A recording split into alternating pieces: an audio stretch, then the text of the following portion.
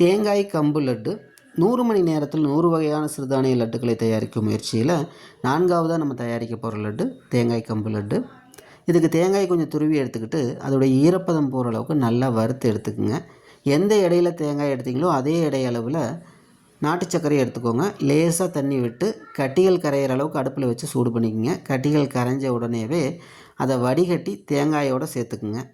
கூடவே 1/4 பங்கு அளவு, 1 கிலோ தேங்காய் எடுக்கிறீங்க, 1 கிலோ நாட்டு சர்க்கரை எடுக்கிறீங்கன்னா 1/4 பங்கு அளவு கம்பு மாவு எடுத்து வறுத்து இந்த கலவையோடு சேர்த்திக்கங்க. கம்பு மாவு, தேங்காய், நாட்டு சர்க்கரை, கூடவே ஃப்ளேவருக்காக ஏலக்காயும் சேர்த்துக்குங்க. தண்ணீர் வற்றும் அளவுக்கு தொடர்ந்து வணக்கிட்டே வாங்க. தண்ணீர் வற்றினதுக்கப்புறம் இதை எடுத்து அப்படியே உருண்டைகளாக பிடிச்சிக்கலாம். ரொம்ப சுவையான ஒரு லட்டுங்க. இந்த லட்டின் மூலமாக கம்பு மற்றும் தேங்காய், நாட்டு சர்க்கரை மூலம் கிடைக்கும் அயன், கால்சியம், புரோட்டீன் இது எல்லாமே நமக்கு கிடைக்கும். கூடவே மினரல்ஸ், விட்டமின்ஸ் எல்லாமே கிடைக்குதுங்க. உங்கள் வீட்டில் இந்த லட்டை ட்ரை பண்ணி பாருங்கள்.